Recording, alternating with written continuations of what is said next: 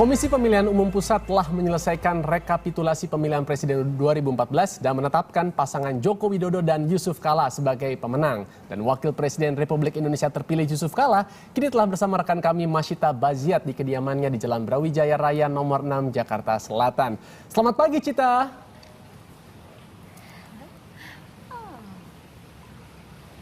Selamat pagi Adrian. Dan teman-teman juga yang di studio, Marisa dan Syahnas. Hai Cito. Bagaimana kondisi Bapak Wakil Presiden terpilih kita Yusuf Kala?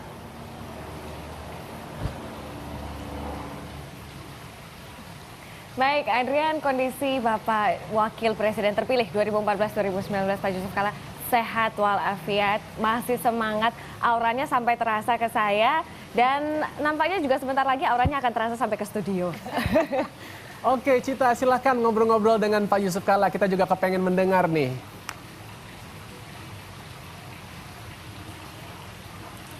Terima kasih Adrian dan teman-teman. Kali ini saya sudah bersama dengan Pak Yusuf Kala sebagai Wakil Presiden terpilih 2014 sampai 2019.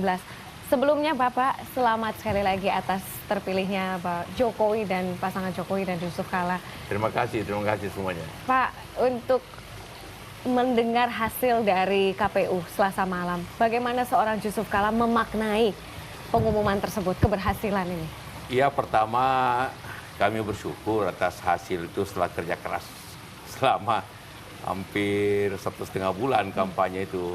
Jadi terima kasih kepada semuanya. Baik. Ya. Pada hari pengumuman Selasa malam, adakah individu yang spesial, rekan, sahabat, keluarga yang dihubungi oleh Pak Yusuf Kala langsung untuk memberitahu hasil? Ya, hampir sebenarnya tidak ada karena semua orang lihat juga di TV kan. Dia tidak perlu diberitahukan lagi. Baik. Karena kan ini sekarang itu seperti itu. Baik. Semua langsung di TV sama. Dan mungkin keluarga Baik. dan istri juga mendampingi pada saat itu Pak JK ya? Saya kan di KPU malam itu. Baik, baik. Kalau yang menghubungi Pak JK sendiri? Waduh, banyak sekali. Siapa saja Pak? Malam itu SMS yang masuk ratusan, mungkin kira 600-an dalam waktu sejam, 2 jam itu. 600-an? Oh iya. Ada yang menghubungi langsung dari pemimpin negara lain Pak? Belum. Belum Nanti ada. besoknya baru. Hari Rabunya Pak? Ya. Pada saat itu siapa yang mengucapkan selamat? Pemimpin dari Singapura, Malaysia, Kamboja, itu. Sudah ada. Yang dibicarakan selain mengucapkan selamat apa saja sih Pak? Ya, bicara saja tentang ucapan selamat, terima kasih. Kita belum bicara tentang. Belum bicara tentang hubungan bilateral atau belum. persahabatan yang Ya, lain. selalu begitu. Toh kita belum di pemerintahan. Baik, baik Pak JK. Ini kan setelah pengumuman hasil KPU kemarin malam, sebenarnya belum sepenuhnya Jokowi dan JK ini mulus perjalanannya menjadi presiden dan wakil presiden Indonesia. Kubu Prabowo Hatta saat ini masih punya waktu 3 kali 24 jam untuk menempuh langkah hukum. Nah, bagaimana Pak JK menanggapi hal ini? Ya, bagi kita sebenarnya tentu inilah hak Pak Prabowo Hatta untuk maju. Hak masing-masing lah, kita persilahkan, kita hormati itu. Namun kan ke MK itu ada banyak syarat-syaratnya. Kita menangkan lebih penyita suara. Karena itu berarti setidak-tidaknya harus dikemukakan bukti sejutaan itu. Apa langkah yang akan diambil oleh pasangan Jokowi JK terkait? Tidak ada, karena yang dituntut kan KPU. Baik. Tentu kita membackup aja KPU apabila dibutuhkan data-data. Pak Tidak JK, mudah itu. baik. Pak JK, ini ada lagi isu yang sedang hangat. Kader Partai Golkar, sebagai kader Partai Golkar pernah menjadi ketua umum juga Pak. Golkar selama ini tidak pernah menjadi oposisi. Dan Abu Rizal Bakri kemarin sempat menyatakan pernyataan bahwa dengan ini siap untuk menjadi partai oposisi. Pendapat Pak JK? Ya tentu semua partai kalau kalah tentu bisa saja menjadi oposisi, silahkan. Walaupun memang kebiasaan Golkar selalu ikut pemerintahan karena dengan tema selalu ikut untuk melaksanakan pembangunan, itu memang Golkar didirikan untuk itu. Ya tentu hak masing-masing lah. Kalau mau ikut, tidak ikut, ya silakan. Baik. Pak JK sudah punya pengalaman memimpin atau menjadi wakil presiden pada tahun 2004-2009, sekarang diberi kesempatan sekali lagi. Kira-kira apa yang akan berubah dari kepemimpinan menjadi wakil presiden periode lalu dengan yang sekarang? Hampir sama saja bahwa wakil presiden itu membantu presidennya. Masalah-masalah, memang banyak masalah ini dibanding dengan masa lalu. Kalau 2004 itu cenderung ekonomi kita menanjak naik. Nah, sekarang ekonomi kita cenderung menurun kan, jadi harus dinaikkan kembali. Baik. Di itu biaya ekonomi. Juga banyak bidang lain hukum, politik yang harus selalu kita ingin perbaiki dan sebagainya. Baik, ini kalau tadi Bapak sudah berbicara tentang tantangan kan sebenarnya masih banyak PR untuk Indonesia gitu. Selain ekonomi, Pak, mungkin ada tantangan apa yang akan dihadapi? Tentu banyak masalah-masalah kita, masalah stabilitas ekonomi, masalah sosial, masalah hukum, masalah keadilan ekonomi masyarakat. Semua itu masalah yang harus diselesaikan. Di samping keinginan kita untuk tumbuh ekonomi kita dengan baik, 7-8%. Berarti dibutuhkan investasi begitu banyak dari pemerintah, dari swasta, kondisi fiskal kita yang sulit, itu harus diperbaiki. Pak, action plan 100 hari, sudah apa saja nih yang sudah direncanakan oleh Jokowi JK? Belum. 100 hari, Pak, mungkin? Ya, sekarang menuju 100 hari, masih ada 100 hari lagi kan? Baik. Antara sekarang ini akhir Juli dengan Oktober, kita juga butuh. Itu kita tidak berpikir 100 hari, karena suatu pemerintahan itu kan berlanjut ya. Tidak ada yang bisa langsung berubah. Ada juga hal-hal yang kita bisa percepat, tapi ini fundamentalnya dulu harus kita rubah negeri. Menuju 20 Oktober pelantikan. Ini bukan bicara action plan lagi, tapi ada persiapan apa, Pak? Mungkin untuk transisi menuju tanggal 20 Oktober tersebut. Iya, kita akan mempelajari masalah-masalah. Kita akan berbicara pemerintah sekarang, tentu apa yang dapat dilakukan secara bersama-sama, yang seperti katakan bagaimana transisi itu mulus gitu kan. Kedua, tentu mempelajari masalah yang ada dan mempersiapkan pemerintah baru, kabinet baru. Nah, itu yang menarik, Pak. Tapi sebelum kita ngobrol soal kabinet baru, ini dalam satu pemerintahan biasanya kan kalau tidak memiliki suara yang mayoritas di parlemen itu suka ada ganjalan nih, Pak, dalam action plan-nya, rencananya atau programnya. Sedangkan koalisi yang diusung oleh Jokowi JK ini sepertinya nampaknya tidak memiliki suara mayoritas begitu, Pak. Ini bagaimana strateginya dengan hal ini? Ya, ini kan kabinet presidensial. Itu beda dengan kalau pemerintah itu parlementer. Kalau presidensial tidak ada ukurannya karena pemerintah atau DPR tidak bisa menjatuhkan pemerintah kalau pemerintah tidak memiliki kesalahan berat gitu. Jadi bisa berjalan tanpa mayoritas. Artinya masih optimis? Bisa, sangat bisa. Sangat optimis. Nah, ini berarti tidak ada juga kesempatan mungkin untuk menarik parpol-parpol lain untuk bergabung. Ya, kita terbuka untuk bergotong royong bersama tentu. Tapi tidak harus gitu. Untuk membuka peluang baru. Pak JK, ini yang menarik adalah tadi sudah disinggung adalah kabinet Jokowi JK. Seperti apa? Kita semua penasaran. Apakah nanti bentuknya, saya serahkan ke Pak JK, bentuk kabinet dari Jokowi JK sendiri nanti akan seperti apa? Ya, kita belum bicarakan juga bentuknya. Tapi yang selalu kita yakini bahwa kabinet akan datang harus terdiri daripada kabinet orang-orang yang ahli. Jadi menteri-menteri yang punya keahlian di bidangnya. Itu syarat mutlak. Sehingga menjadi pokok pembahasan nanti bagaimana mencari tim-tim yang ahli.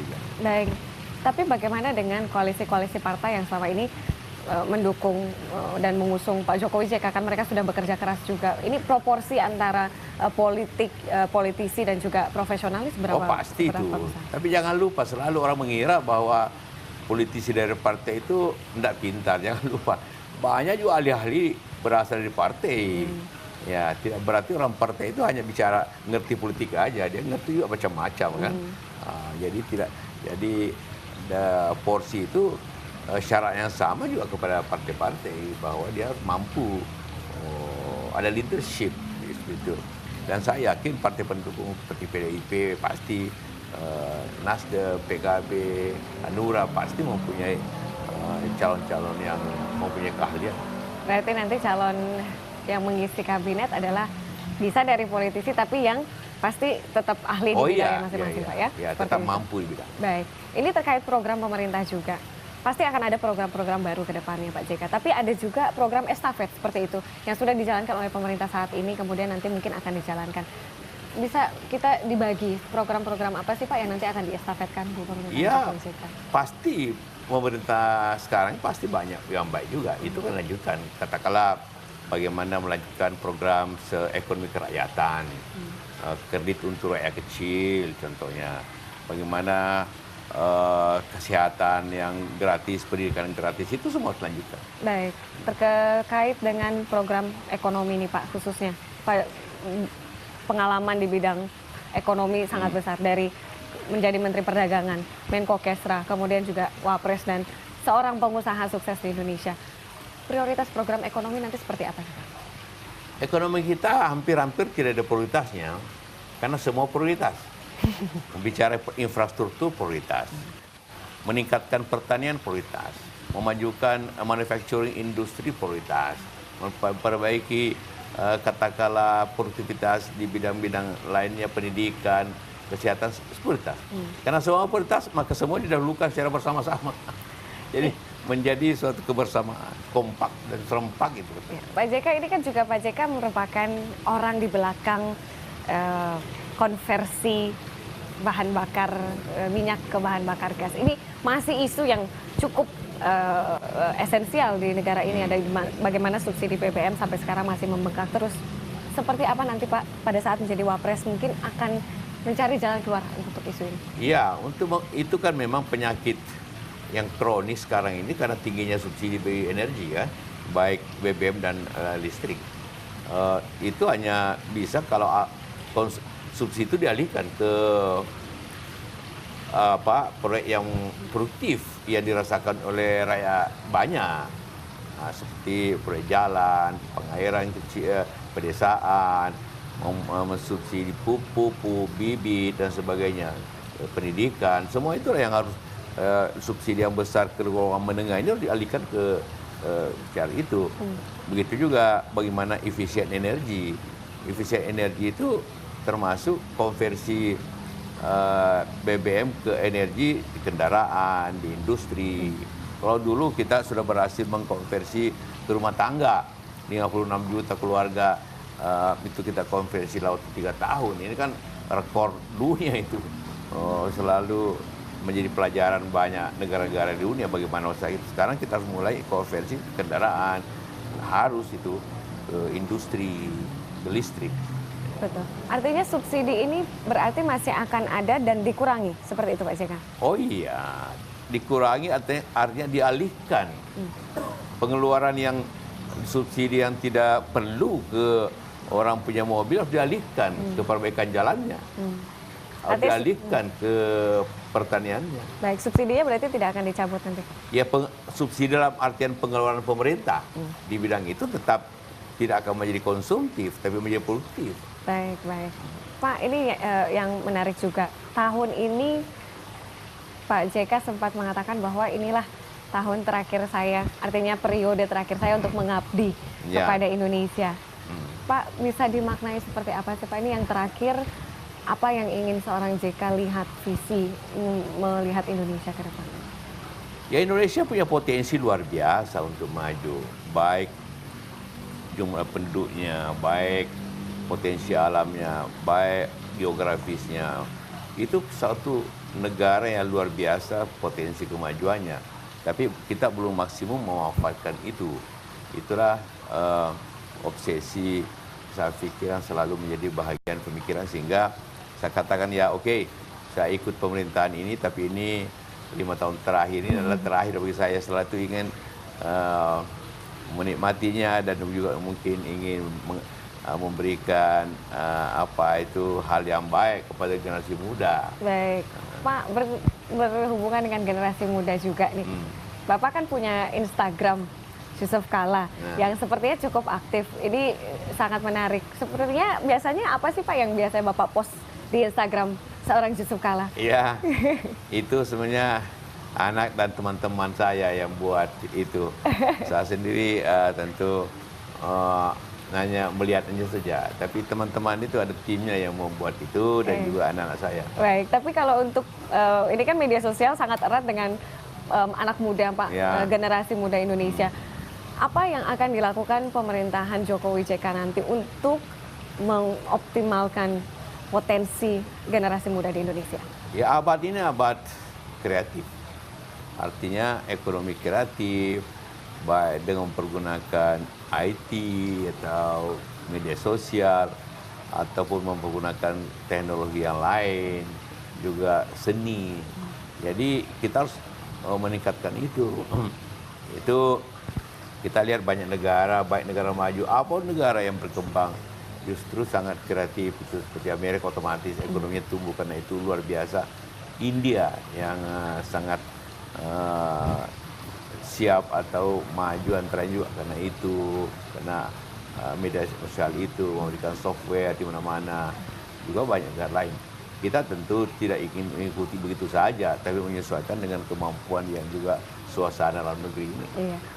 Pak, ini kan banyak sekali action plan-nya, visinya ke depan. Kita kembali sedikit ke soal kabinet. Kapan mulai akan dibicarakan dan kita semua bisa kira-kira nih proyeksi kabinet JK dan Jokowi akan seperti apa? Kapan kira-kira Pak bisa kita nantikan? Kalau proyeksinya pastilah kabinet yang baik, orang-orang ahli dengan program yang jelas, otomatis target utamanya ialah pertumbuhan ekonomi. Kemudian juga stabilitas politik yang baik, kedua keadilan yang baik, dan juga bagaimana itu kita laksanakan dengan suatu budaya kita sendiri. Baik, Pak JK, satu pertanyaan terakhir. Siapa pendukung terbesar di kehidupan seorang Yusuf Kala sepanjang hidupnya? Oh, tentu dimulai daripada orang tua saya almarhum, kemudian istri saya, anak-anak saya. Karena itu yang pendukung yang utama saya. Baik, terima kasih sekali Pak JK sudah berbincang-bincang dengan kita pagi ini, sangat inspiratif. Dan semoga amanah yang diberikan bisa terus digenggam dan dipegang. Dan selamat bekerja Pak JK ke depannya. Kali ini demikianlah bincang-bincang kita dengan Wakil Presiden terpilih 2014-2019 di kediaman Jalan Brawijaya. Kali ini saya akan serahkan kembali ke teman-teman di studio, Andrian, Marisa, dan juga Syahnas.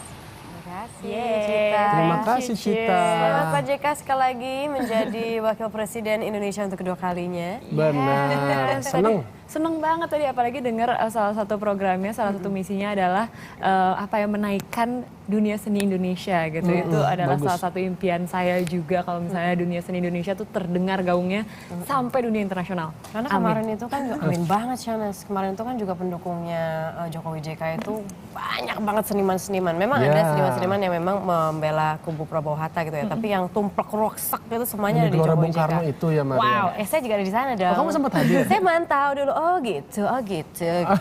Sampai akhirnya memutuskan pilihan kamu ya kemarin ya? Number 2, yes. Oke, pokoknya setiap masalah itu kan akan hadir di setiap negara, tidak terkecuali kan negara kita. Dulu kan kita tapi sudah berhasil keluar dari permasalahan, dulu kita sempat dijajah, akhirnya bisa merdeka. Sekarang bagaimana nih di bawah kepemimpinan Jokowi JK, Indonesia nih bisa membawa permasalahan yang ada ini untuk bisa diselesaikan dan membawa ke tingkat yang lebih tinggi lagi, yang lebih baik lagi dan lebih maju lagi di mata dunia nantinya. Betul, salam 3 jari. Salam 3 jari. Indonesia. Kalau saya begini 3 jarinya metal. Iya dong, Iya. Metalhead. Oke, keren.